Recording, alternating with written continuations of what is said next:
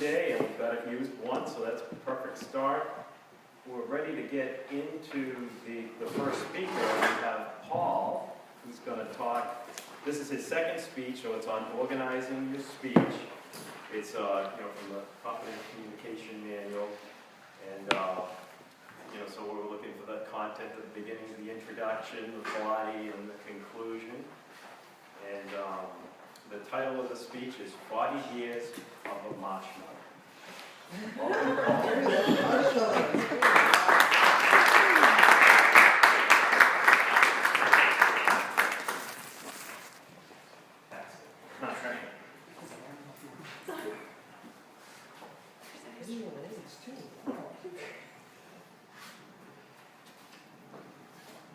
Imagine being 4 years old and having your parents turn you over to a scientific researcher in order to be tortured by a single marshmallow.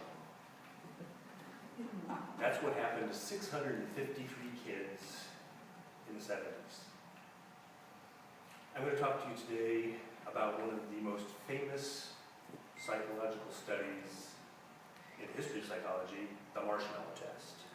I'm going to cover the origins of the test, how the test was conducted, and several fascinating follow-up studies.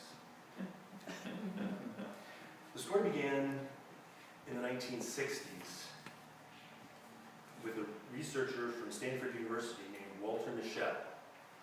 He had 3 young daughters, and he noticed that from the time they were born, their every whim had to be satisfied immediately, no waiting.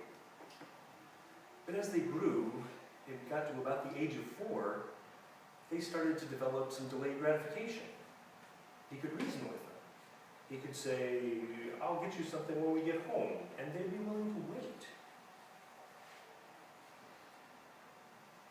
There wasn't too much research into self-control and willpower at that time, and so as a researcher, he decided to devise an experiment.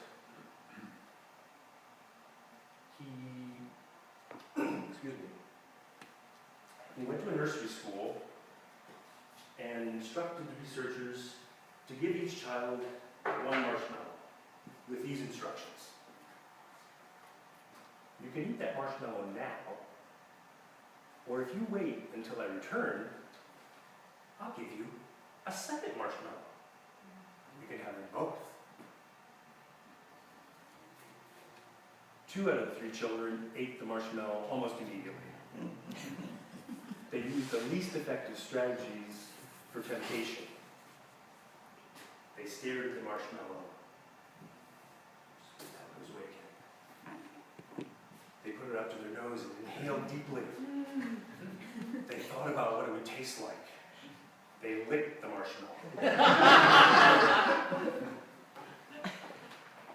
1 out of 3 children were able to wait until the researcher came back. They used a variety of strategies to distract themselves. They would sing a song. They would close their eyes. One of them sat under the table. Some of them did various physical actions like kicking the table or playing patty cake with themselves. Professor Mischel decided to repeat the experiment with some of the fast eaters, and he asked them to pretend that the marshmallow was just a picture and to draw an imaginary frame around it. These children, who weren't able to wait 60 seconds the first time, were now able to wait 15 minutes.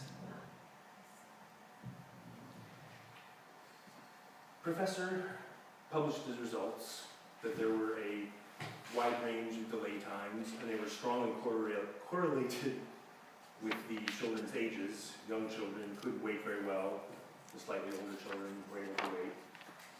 And that might have been the end of it.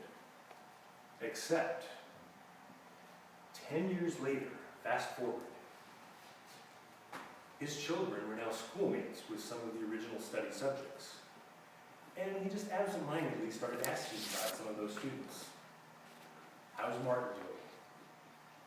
How's Mike doing?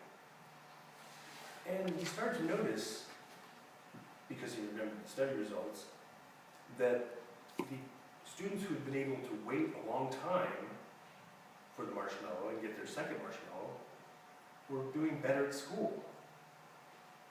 Of course, this was just his informal notice from talking to his kids, so he decided to do a formal follow-up study, and he contacted as many of the original participants as he could.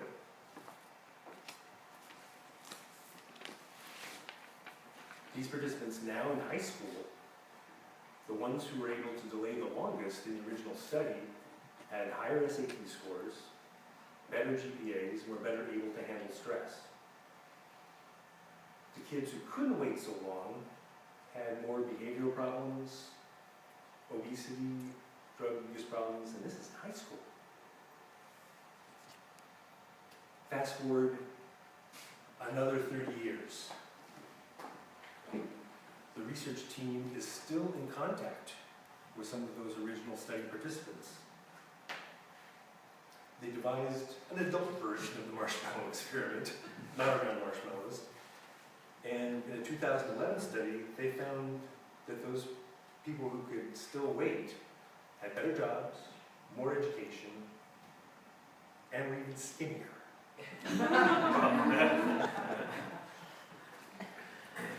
Here's the important message I'd like to bring to you today. The rituals that kids perform every day, and even adults perform, are exercises in delayed gratification. Not snacking before dinner, saving up our allowance or our paycheck. We're teaching ourselves how to use thinking to get around temptation. The kids in the study use something that Dr. Michelle called strategic allocation of attention.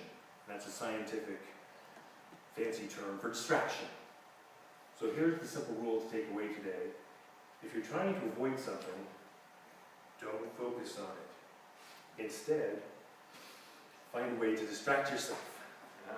Mr. Toastmaster. Excellent.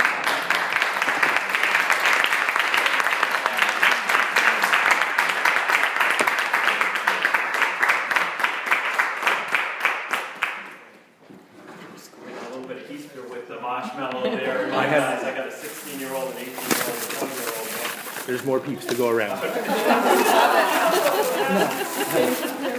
Distract yourself. But one thing that I know about a lot of things, it's instant gratification. It's kind of scary with the internet, the iPhone. They want answers right now, so